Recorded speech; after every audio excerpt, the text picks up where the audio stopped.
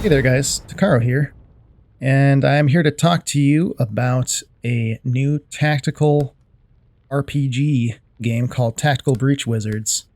This could be considered a review, but I'm gonna probably call it an overview, as I'd rather give a hopefully fairly objective take on what the game is and let you make your mind up for yourselves. I will say that I enjoyed the game quite a bit, so, there's my personal thoughts right up front. I think it's great and you should buy it. But, with all that being said, let's start talking about the game.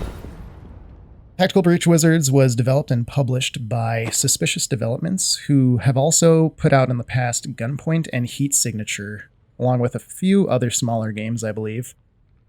All those games are fantastic, by the way. You should check them out if you haven't played them yet. And I wanted to thank both the developers, Suspicious Developments, and their PR team, Vicarious PR, for the early review key here. So, full disclaimer. I did receive a review key. I received it early in the month, and I've put a decent number of hours into the game at this point. Steam says 16, but I believe it's actually been more like 18 to 20. I don't think Steam counted all of my time playing on the Steam Deck in that figure.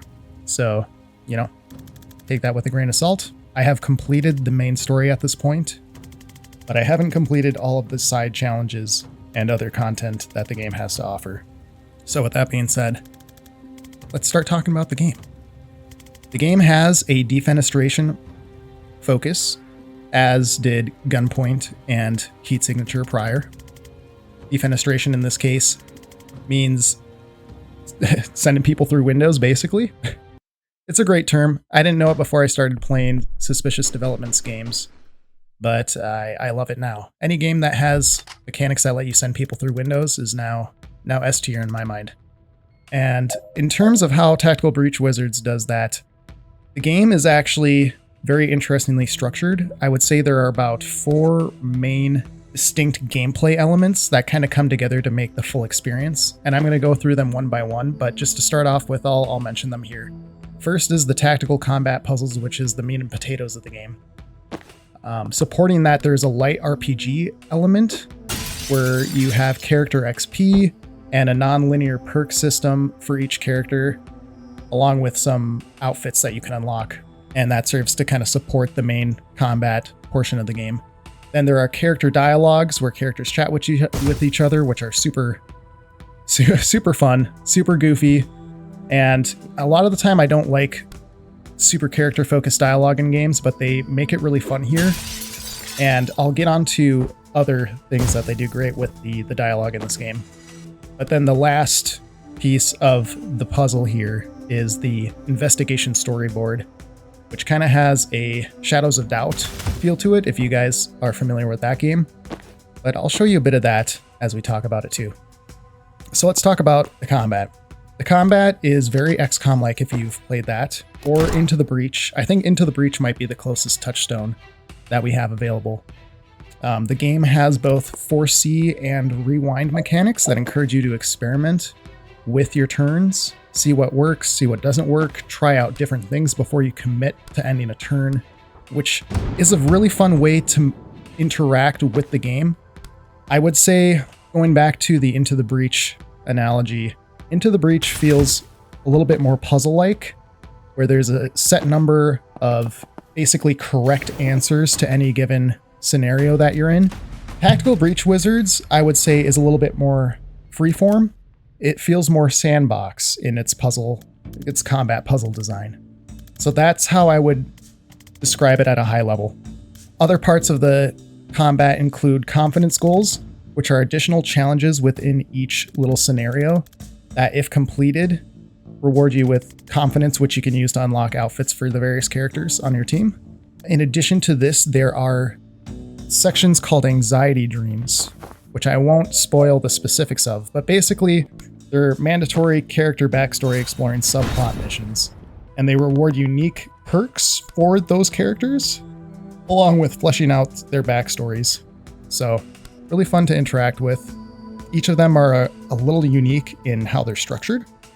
Some are more puzzle-like, some are more just straight combat challenges. But you'll just have to play the game and see them for yourselves.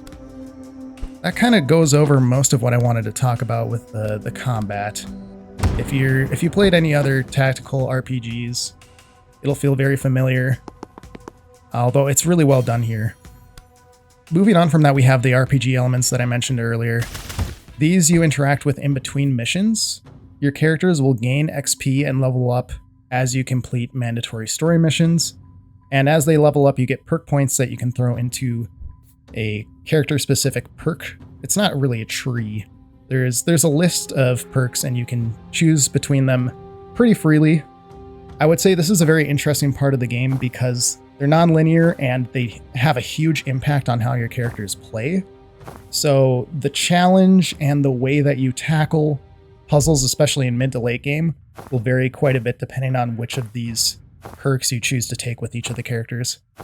In this section, there's also the confidence outfit unlocks, which are purely cosmetic, but they're pretty darn fun to work towards. And they definitely had me trying to get all the confidence challenge goals completed as I went through the main missions.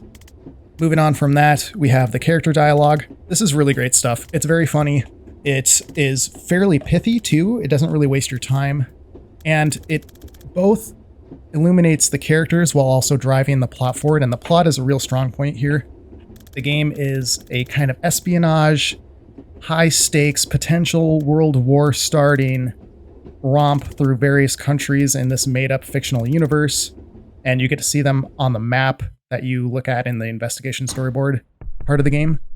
And it's just super well done. It gets you very invested in what's going on. And the character dialogue is written really well. It helps flesh out the characters, and it gives you a couple of sporadic, low-impact dialogue choices to make.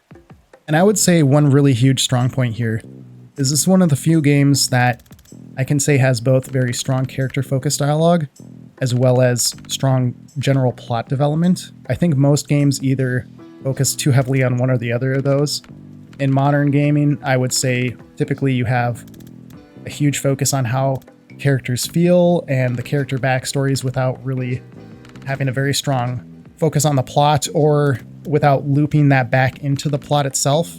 And that is not a problem here. I think it has strength in both of those sides of storytelling. So hats off to the team for doing that and making that work. Now, the last piece of the puzzle here is the investigation storyboard. And here you can get a feeling for both how the characters fit together, as well as the story, where you're at in the story, what major events have happened, what are the locations that you're going to. And this is a really highly efficient way of keeping the character, the player, invested in the story. You can read up on all the major players, on all the locations that you're visiting, and again, the major events in the story as you complete them, and the game will ask you to draw connections between these distinct story elements to help you, the player, continue to stay invested and understand the story, because it is rather complicated. But I think this storyboard is really great at keeping you up to date on what's happening. It kind of serves as a little refresher on what happened in the missions and in the dialogue within the missions.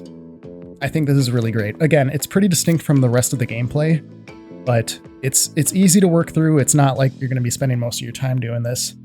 And I think it really gives a lot of context to what's happening and why you're in these various missions and that sort of thing. Now, at the end here, I want to mention just some other stuff that's general information about the game that I thought was worth highlighting. The experience itself is super customizable, both from a difficulty perspective and from a structure perspective.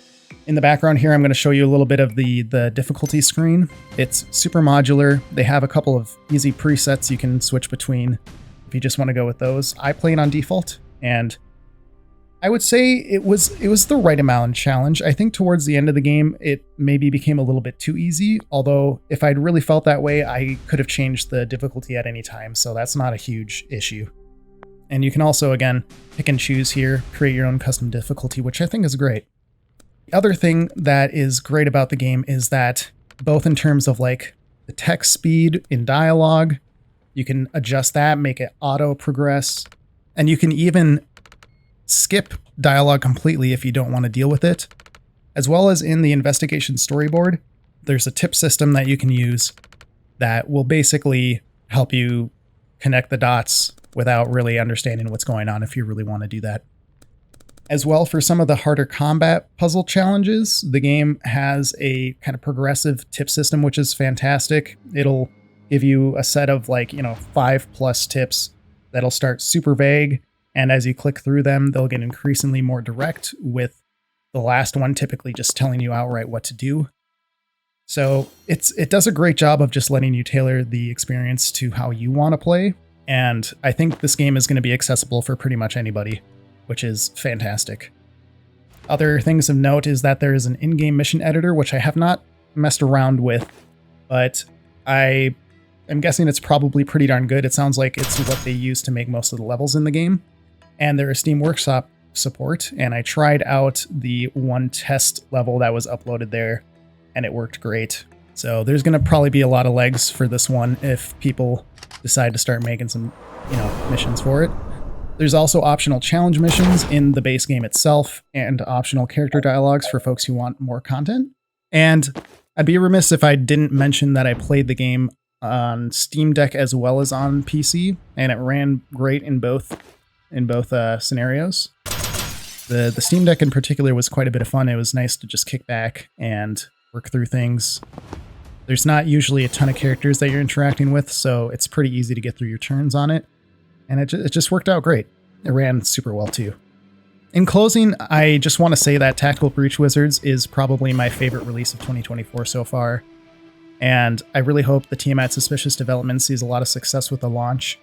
I think the game is worth your time. I think it's worth the asking price, absolutely. And I think it's just a really unique experience, among the tactical options that are out there today. So give it a look. And if you try it out, let me know what you think of it. Thanks again for watching, everybody, and have a great one. Bye-bye.